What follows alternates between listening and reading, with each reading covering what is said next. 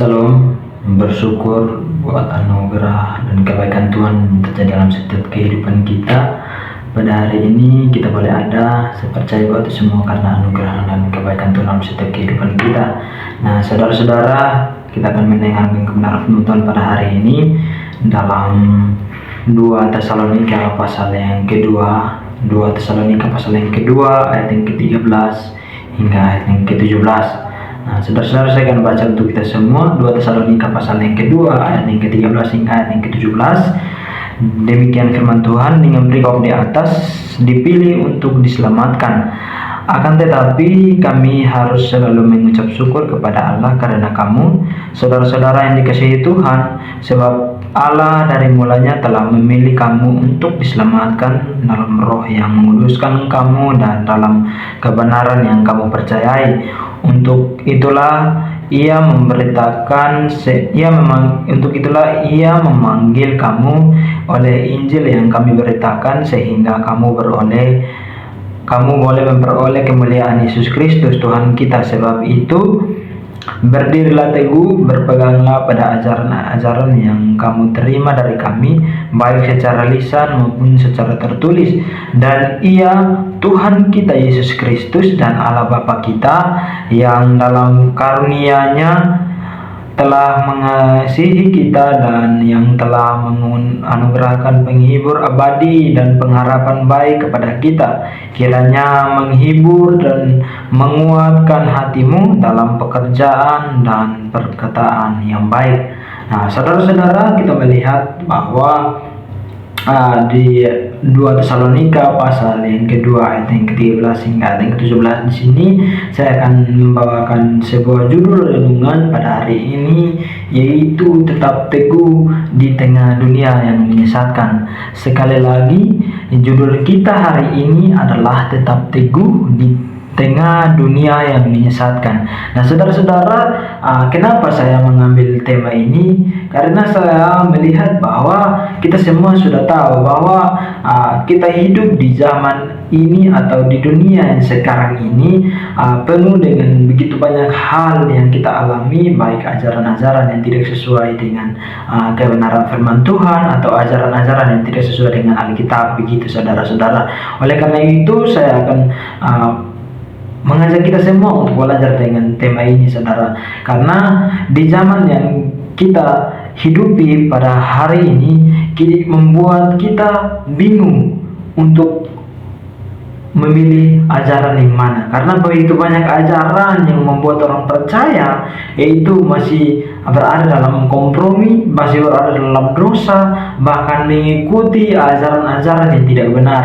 Nah, oleh karena itu, dari ajaran-ajaran yang muncul sekarang ini membuat orang percaya menjauhkan diri dari Tuhan.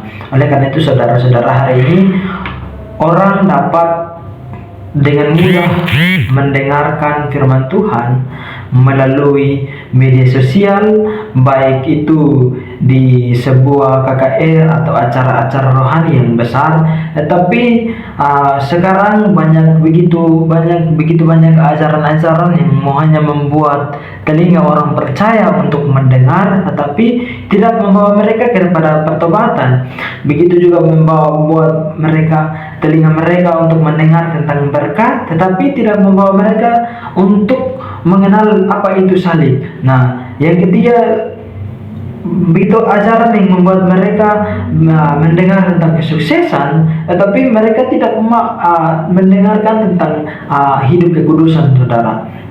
Saudara-saudara, bahkan banyak orang yang percaya yang kehilangan dengan ajaran-ajaran tersebut. Mereka kehilangan iman yang dulunya mungkin imannya teguh kepada Tuhan, tetapi dengan ajaran yang ada mereka menjauh daripada Tuhan.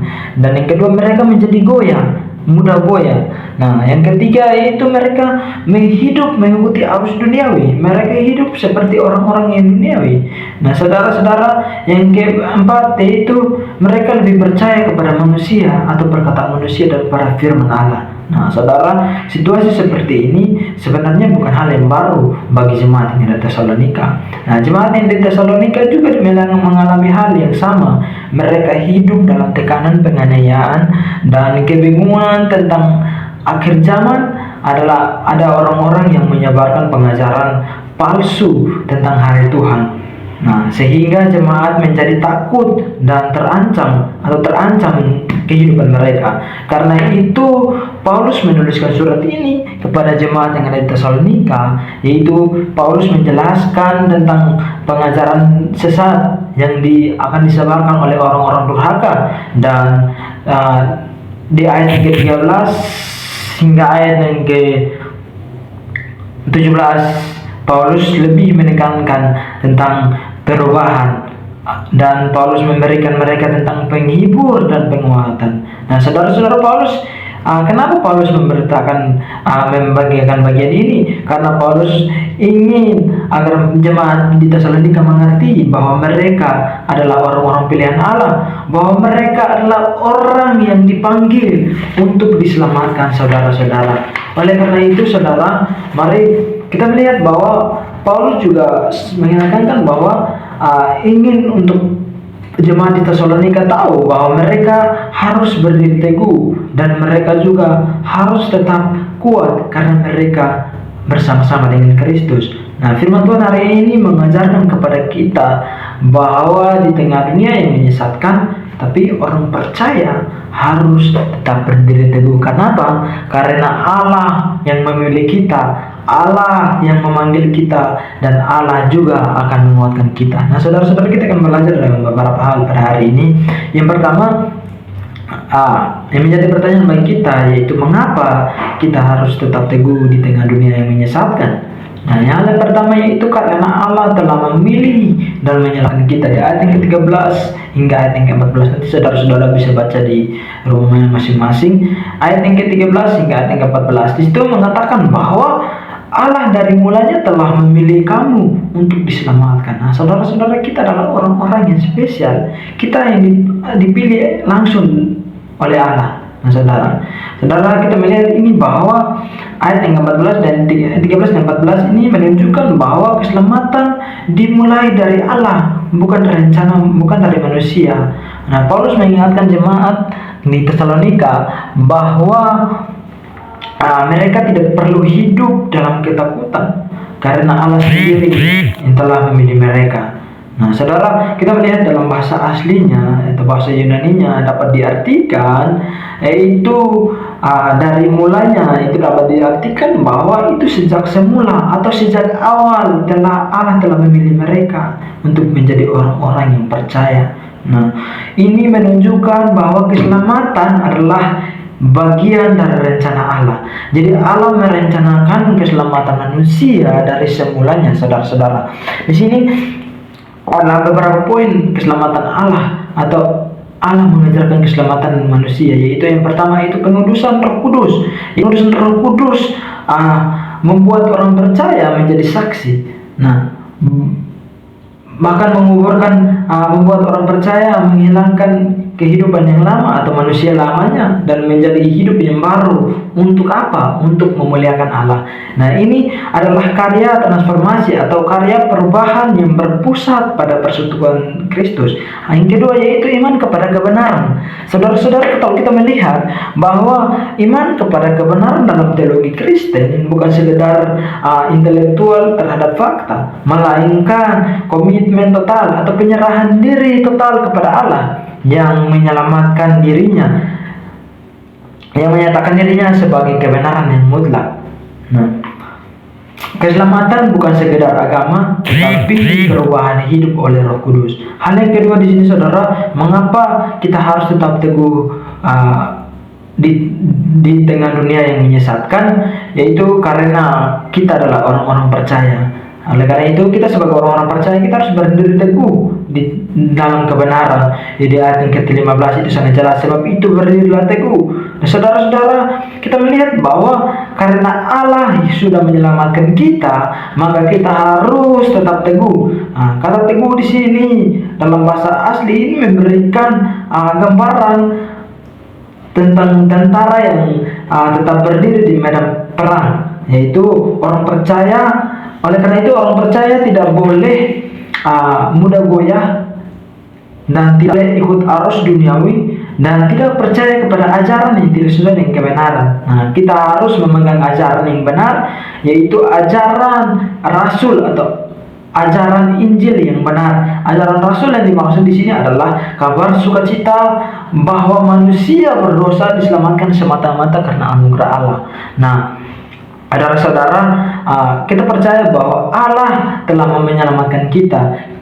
Ajaran yang benar adalah ajaran yang berpusat pada Kristus, ajaran yang berpusat pada Alkitab itu sendiri. Nah, itulah ajaran yang benar yang berasal daripada Allah. Nah, saudara-saudara, hal yang ketiga, mengapa kita harus berdiri teguh di tengah dunia yang menyesatkan? Hal yang ketiga adalah karena Kristus yang memberikan penghiburan dan kekuatan bagi kita. Oleh karena itu kita harus berdiri teguh di tengah dunia yang menyesatkan. Saudara, di ayat yang ke-16 dan ayat yang ke-17 kita akan baca bersama-sama, nanti baca di rumah kita masing-masing ya. Kiranya Tuhan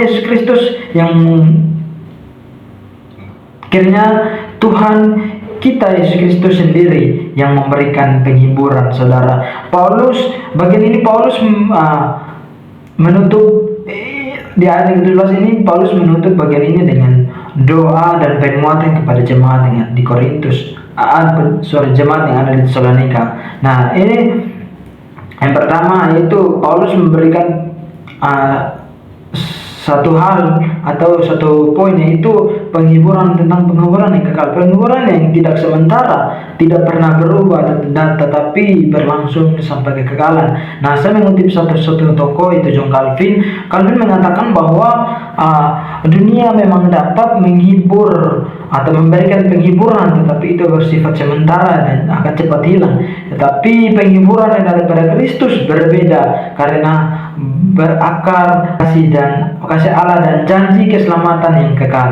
Orang percaya harus tetap berteguh walaupun keberadaannya hidup berubah, atau situasi pun berubah. Nah, yang kedua yaitu pengharapan yang baik. Dalam bagian ini Paulus menjelaskan bahwa orang-orang percaya memiliki pengharapan yang baik dan dari Allah melalui Kristus. Pengharapan ini bukan harapan kosong atau sekedar pemikiran manusia, tetapi keyakinan pasti bersandar pada janji Allah. Nah, yang ketiga yaitu kekuatan dan perkataan dalam perbuatan.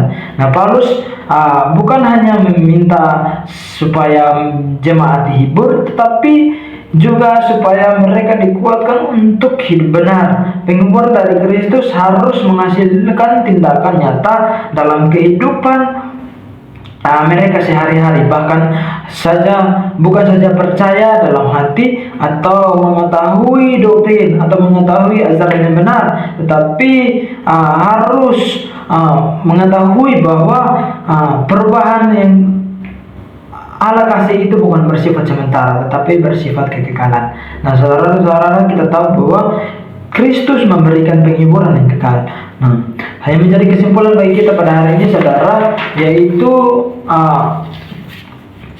kita belajar dari firman Tuhan pada hari ini dalam 2 Tesalonika pasal yang kedua ayat yang ke-13 hingga ayat yang 17. Ini sangat jelas kita belajar dari 3 poin yang besar, yaitu tentang Allah telah memilih dan menyelamatkan kita.